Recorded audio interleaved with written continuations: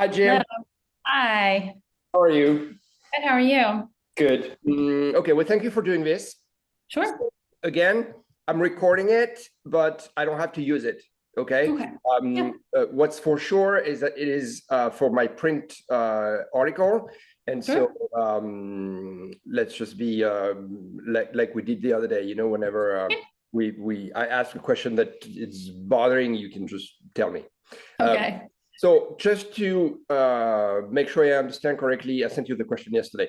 The first Yep. one is, so in 2021, you wrote your master thesis and found that mental health issues are more prevalent in the population of ultra endurance athletes in the United States than in the general population in the United States still. Is that a good summary? Yes, except being totally honest, I can't be 100% sure that the participants were from the United States only. Okay. Yeah, so I recruited athletes from some of the top, let's say, websites where they might be found. So places like I Run Far, places like, different websites that are associated with ultra endurance podcasts. And so Okay. since people were recruited from those areas, it's not 100% possible for me to say they were only from the US. But Okay. yes. So, but does that mean that then it's worldwide, or it's how can we define that population then? I would say that, yeah, I mean, it's sort of hard to say, being that this was a study that was conducted in the United States at a United States university at Harvard. The idea was that they were supposed to be domestic US, so we can just leave it at that. Okay. Okay. Yeah. Um, okay. So for me, it's the most fundamental question. I know that I may have asked it before. I hope that I'm just changing the words. But if I understand correctly, and again, I'm probably reading something that you've sent me. And by the way, thank you so much for sending me those studies. That's so fascinating to me. But if I understand correctly, research has not fully captured the psychological profile of the ultra endurance athlete. In one of your recent papers, I read that this is not well understood whether there are athletes that gravitate toward ultra endurance sports, specifically to ameliorate pre-existing psychiatric symptoms, or whether participation in ultra endurance sports incurs neuropsychological change such that mental disorder develops. I mean, you know that sentence because you wrote it. But in other words, and I think it's crucial to be clear, are some of us engaging in ultra endurance sports to feel better, or can ultra endurance sports be harmful to some of us, or both? Yeah, I think that there is space for all of these things to coexist. So I think that there are people who definitely gravitate toward this type of sport because it scratches an itch for them. It helps them manage, let's say, their mental health, as I wrote there, or it helps them sort of cope with something that, for whatever reason, this is their preferred way of coping. Other options may be things like drugs and alcohol or gambling, or even other things that people might become addicted to, or other things that people may misuse, even things like food. But for our purposes, there are people that for whom these types of sports really help them cope with something. So then also, like I said, there's possibility too that the changes that take place neurologically and also in other places in the body physiologically sort of create a tendency toward disorder, a risk for disorder, let's call it that. And so then the answer to the question of whether or not it's harmful, it really is an individual issue. And the reason why that is because some people, we all understand that some people can go out and have one glass of wine, right? And they're completely fine. And they've enjoyed their evening, and they had a great time, and they went to bed and they got up and went to work, and there's no problem. Yeah. And there's other people that cannot stop at one glass of wine. And so therefore, we cannot say that wine is inherently harmful. We can say that there's a risk for harm with that substance. And I would say that if we do not start to view sports, particularly ultra endurance sport, with the same framework, I think we're doing ourselves a great disservice, because what we do see is that the tipping point is different for everyone, just like the glass of wine or the, 3 or 10, right? It's different for everyone. Yeah. But there is going to be a point after which engaging with this thing is going to be more negative than positive. So we really need to kind of take a look at that. Especially if it's repetitive.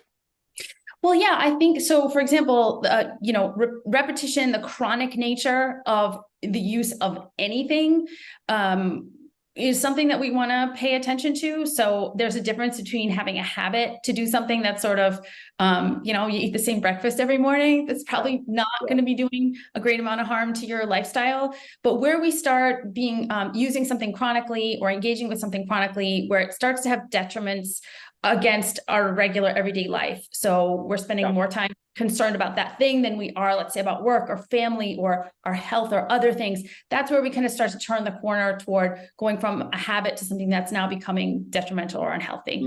But that leads me to my next question, because you would probably not say that if we were talking about training for 10Ks. And so I also read that it's essential to not to conflate athletic ability with health, as psychology must be equally considered. So why has sport psychology not been valued or appreciated as much as sport physiology? And is it only because we ultra endurance athletes, we often appear to be super healthy? Yeah.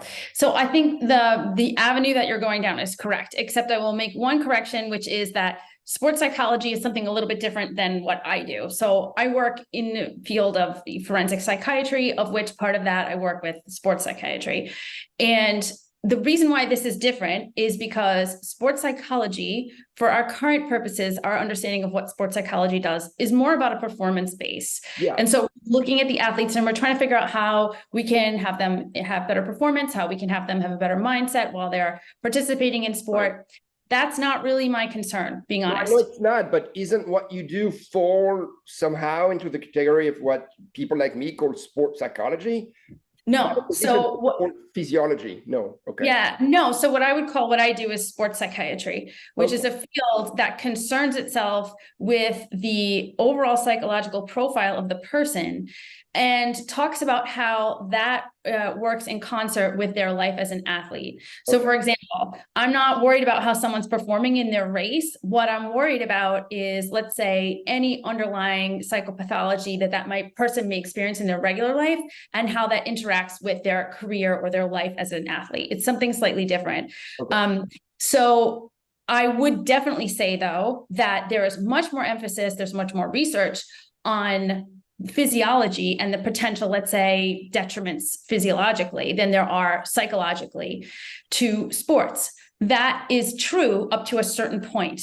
I will tell you that the research on potential negative outcomes from ultra endurance sport in the area of physiology are just as lacking as those for psychology or psychiatry or anything going on neurologically. Right. There's much less study in that area. There's many reasons for that, some of which are practical. It's difficult to study. You can't put a bunch of athletes in a lab and say, run for 30 hours and let's see what happens. Ethically, you can't do that kind of thing.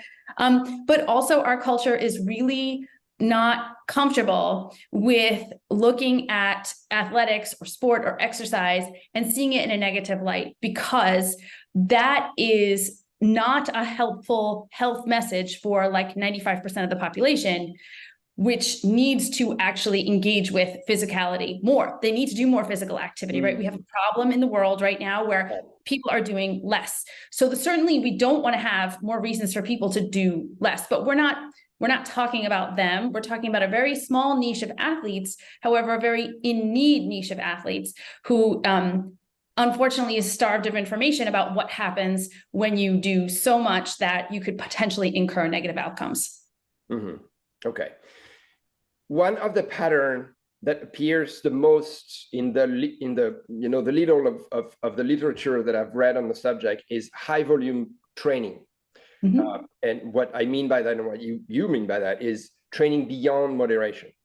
And I think there's something that you have stated that I think it's very important. And even though we it's very true. We may not obviously think about it all the time. We ultra runners or ultra endurance athletes, is that as amateurs, we tackle the same distance as professionals, but we don't have the same. We don't have teams. We don't have coaches. So we may experience, and again, those are your words, additional pressure, associated with balancing heavy training loads with professional/familiar responsibilities, without the benefits of a support team. So if we want to be very specific, what are the risks, according to your research or science, of high volume training? Is it depression, anger, psychosis, substance use, suicide? Like, those words, people will understand them. So I don't want to, I want you to let you completely free about how do you want to explain this. But if I associate high volume training, high volume training with suicide, that's like a red flag, obviously. Right. Yeah. So I can't give you an answer on that because we still don't have enough information to discuss any type of causality or risk, specifically related to high volume training.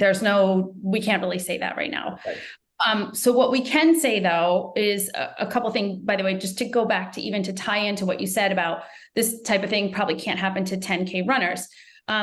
It is not necessarily true that this type of thing couldn't happen to a 10K runner. And the reason why I mention that is because you could have a 10K runner that is training 20 hours a week because they're doing 5 hours of running plus, 10 hours at the gym and all these different things. Faster and faster and faster. Right. And it adds up and you kind of get this situation where that person for their particular physiology is overdoing it. Sure. So I could never say, if you train at high volumes, there's this risk of XYZ psychopathology. I could not say that. I can only rely on the data that I have, which says that, in this population of ultra endurance athletes, when you separate the data out by number of hours per week that person was training, there's 3 groups.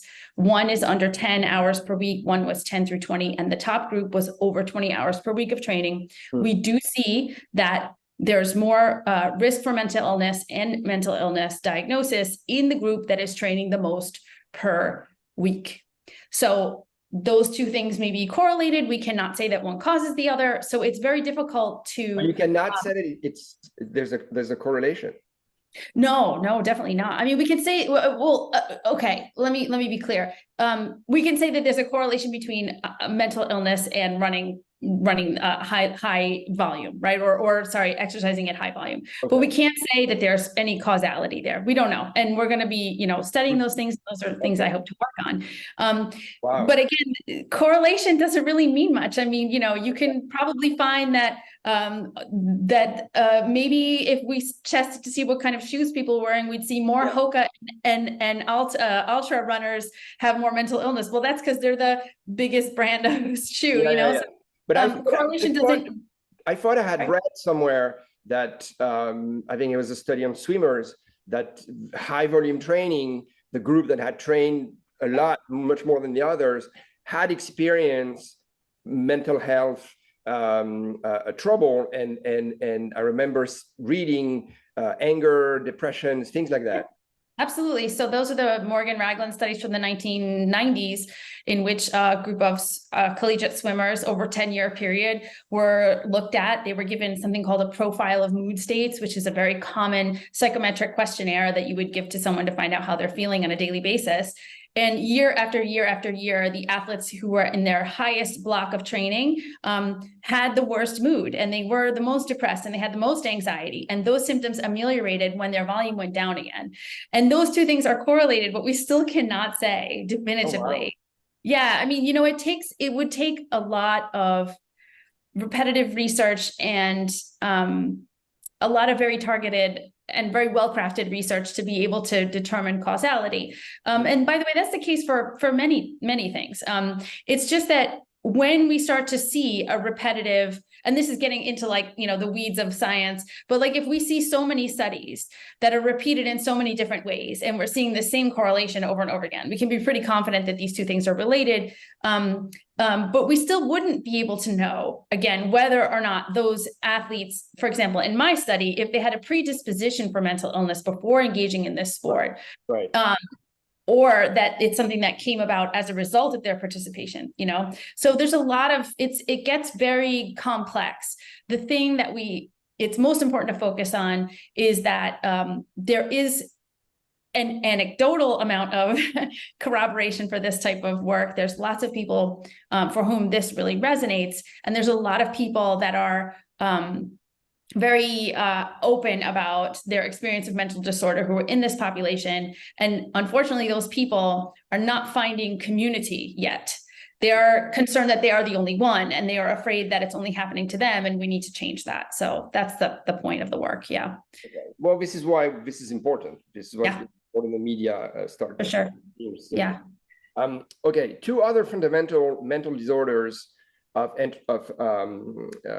ultra endurance athletes that I can easily understand when I read about them is eating disorder, and also the link between substance and exercise addiction. When I read that, I'm like, okay, well, that makes sense to me. So is it a shortcut to say that some of us may want to look leaner and thinner to appear more fit, and that in some cases that may be problematic? And is it also a shortcut to say that others have, I don't know if we can say that, but addictive personalities, and replace sort of one vice by another?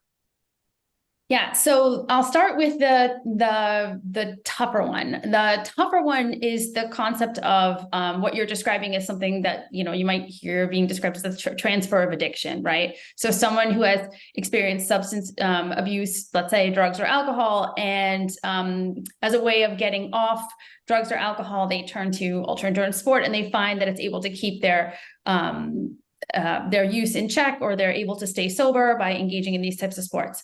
And so in psychiatry, we don't, this is a very controversial issue of whether or not there is such a thing as transfer of addiction, whether or not it's the same thing. So in, the DSM, and also in the ICD-11, which is what we use here in Europe as a diagnostic manual, there is no such thing as quote unquote exercise addiction. It is only noted as secondary to eating disorder. This is vastly wrong, and it is something that needs to be changed. So we don't have any diagnostics, or we don't have any criteria. We don't really have a lot of ways to look at something called exercise addiction. There's plenty of research on something that we call exercise dependence, but we can't say too much about it. Like, we can sort of screen for it. We have psychometric questionnaires that we can ask people about, but beyond that, because it's not a diagnosable condition, we can't really go too far. And so I will say this, this is where I'll rely on anecdotal evidence. So anecdotal evidence will tell us that there are people who rely heavily on ultra endurance sports as a method to stay sober. And that is something that they believe strongly in, and you can't take that away from someone. Like, if that's their experience, like, that's great. Like, it's much better to not be to not be poisoning the body with drugs and alcohol, right? So we say, except for the fact that what happens if this person can no longer participate in these sports, if they get injured or something else happens and they can't. And we have to remember the original need for someone to misuse substances is the same. It's the same driving force of making that person get up and, bike ride 200 miles. If we don't address that root cause, we can't really move ahead. So, okay, that being said, let me switch over to the eating disorder question to answer that. So eating disorders are of many different flavors and colors, particularly in the ultra endurance world. You'll have people that just straight up don't eat enough and don't support their training, and they, there's maybe aesthetic goals there. There's body composition goals. Some people come into these sports trying to lose weight, and they undereat and underfuel on purpose. There's people who do it inadvertently. They don't realize that they're doing it. There are people who had suffered with eating disorders previously and now feel as though they are healed because they have an excuse to eat because they are training so much. So they've engaged in this transactional relationship with food where they feel, since I have, trained this much, I therefore should eat this much.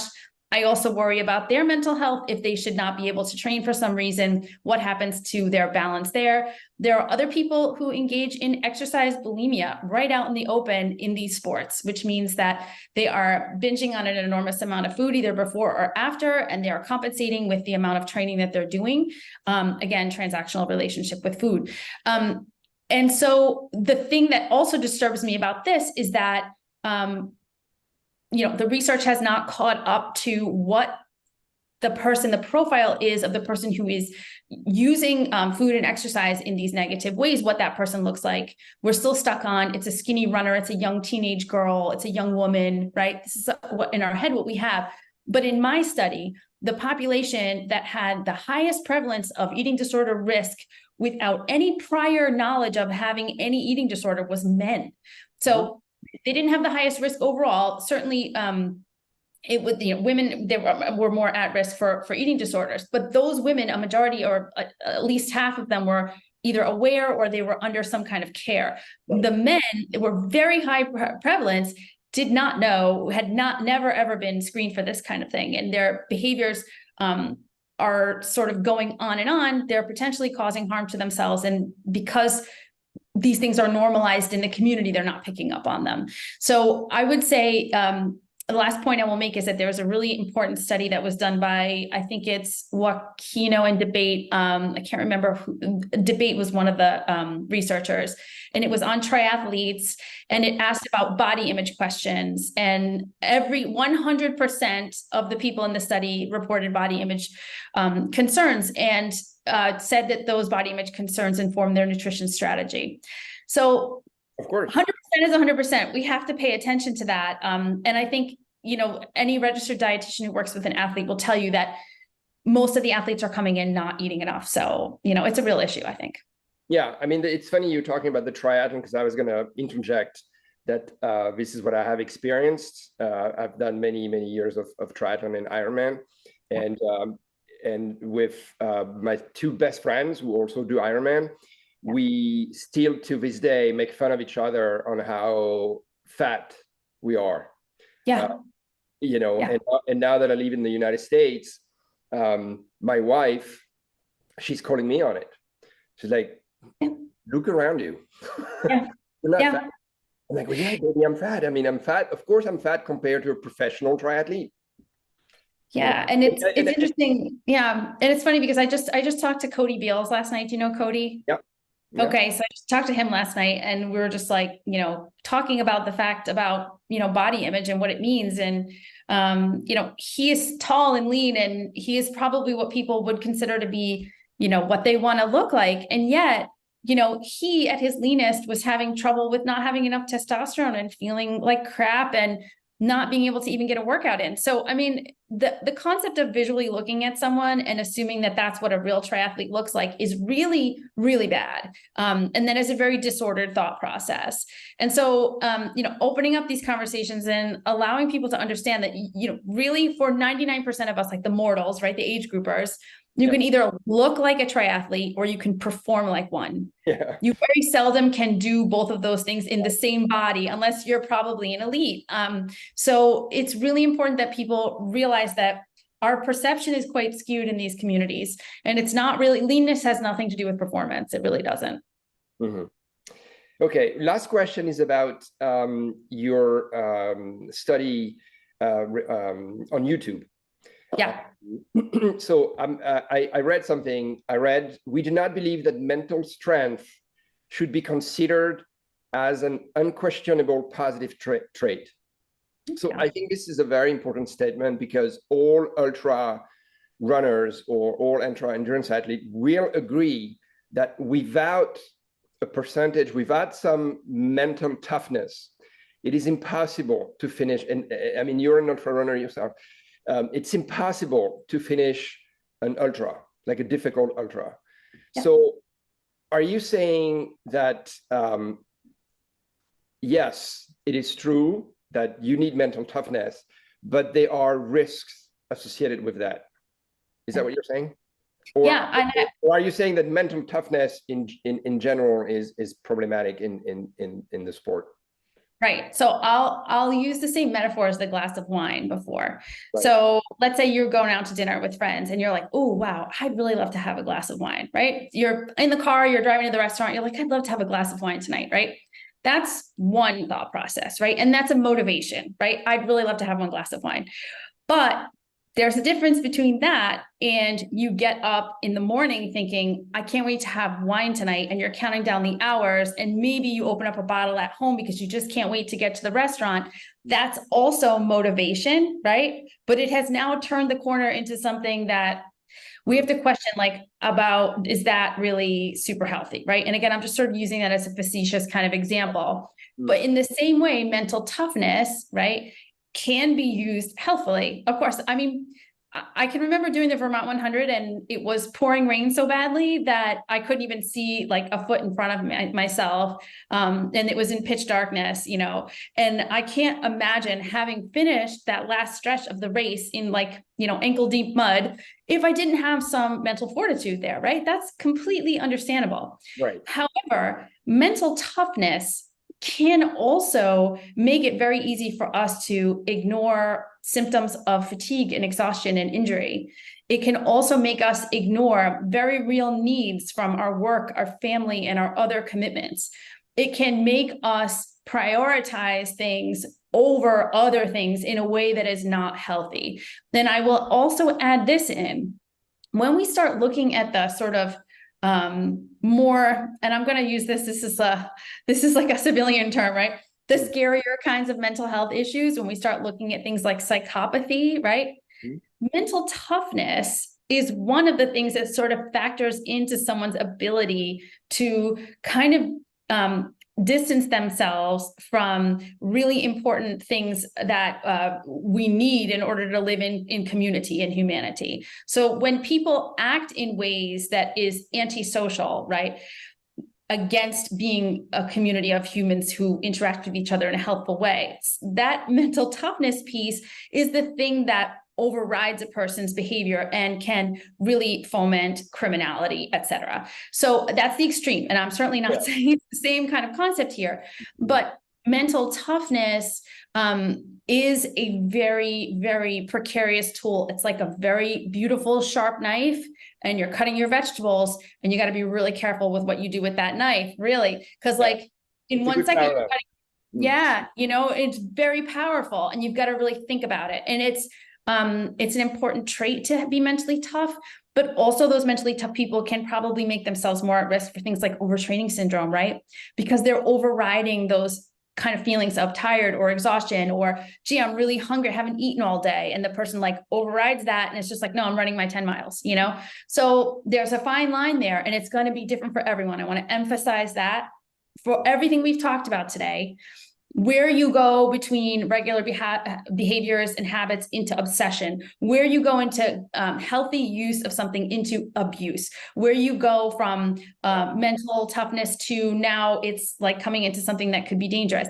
This is going to be different for everyone. There are no hard and fast rules of where that is. It is really going to be case by case basis. And it's just something that we need to learn to recognize in ourselves, but we can never make a blanket statement about where that happens. Like, after such mileage or after such volume or after such X, there's no way for us to make any statements about that. Yeah. And it may not even be for every athlete, by the way. That's like, it may just be some, right? Yeah. And some of us might still sometimes overtrain a little bit, or, I mean, I've been like you in races where I was in pain and I just pushed through. And so fortunately I didn't have any permanent damage. But it's very personal also. It's a very fine line, and it's also very personal. It depends. That's right. And I would say that the thing that sort of makes a difference there is that if you had a really difficult race like that and you push through and you're thinking to yourself, I might be injured here, you know, there's a difference between the athlete that gets up 2 days later and in pain still tries to go at it again, and the athlete that's like, whoa, you know, rest day, periodization of training, days off, you know, down cycles, kind of like doing my feet up on the couch, like this kind of stuff. It goes a long way toward combating a lot of the damage that we can do psychologically and physically. Yeah, but it's very hard when you embrace those sports because again, it's very easy to turn them into an obsession because you need to spend an amount of training that is a lot. It's very hard to negotiate all this. It is. And particularly when the community can be really fun and compelling and the events are exciting. And, you know, even now, like, you know, you can involve travel in some of these races and your family can be involved and you feel great afterwards, right? Like you have a physical high, a mental high after doing these things that is undeniable. So certainly there's, you know, we don't want to take that away from anyone. It's really ridiculous to think that, you know, we're saying we don't want people to experience it. Of course we do. But the main idea is to help people understand that when you start to feel symptoms, whether psychological or physiological, that are not lining up with health over a long period of time, right? So it's okay to have, like, you push, like we said, you push, but then you recover. But if you are chronically pushing too hard without adequate recovery, you are shortening the amount of time that you can engage healthfully with these sports. And again, this is for most mortals. This is like your age group or conversation. You're probably going to lengthen the time that you can experience, that you can engage with these sports if you take a little bit, if you love them a tiny bit less, you know, spend a little more time engaging with other things and really, and I've said this in other places before, but your relationship with the sport is precious and delicate, like a crystal bowl, right? You use it for special occasions, you take care of it, you polish it, you put it back up on the shelf, you let it rest, right? It's not a baseball bat.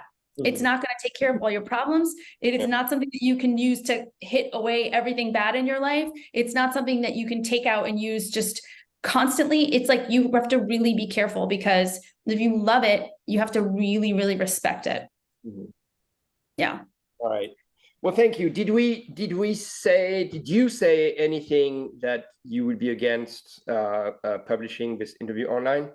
No, you can definitely publish it online. Okay. Yeah. Thank you. You know, this is really important, and I'm happy that you that people like you are out there somehow working for us. I am trying. I am doing my best, and I'm glad you see it that way. I think people aren't sure when they start talking to me. They're like, "Well, what is she saying?" And I'm like, "No, I'm very much a supporter of the community. All the best people I know in my life are from this community, and just like it has given me a lot, and I just want to give back. I really do." And I think it takes. I mean, for someone like me, I can hear what you're saying, and I understand it probably much better because I'm 50 years old and I've been doing this for the past 30 years. But probably, you know, 20 years ago when I was new in the sport, it would have been more difficult to hear what you're saying, and I probably have found reasons to reject it, or, you know. Absolutely. Yeah. I know I would have not listened at all. I think I ran my first marathon in 2003. I never would have listened. Never would have listened to this stuff. I mean, that's why I feel like I can talk about it. Cause I mean, I went 5 years without a period. I drove myself into the ground with overtraining syndrome so badly that I had to like stop running for a really long time. So, I mean, and I'm not the same. Like my ceiling is lower of what I can physically do now is way lower. I've never gotten back to what I was prior. I'm very aware of how much we don't know. And I know that it was my psychology that drove those behaviors. So, and again, using myself, it was there before. Right.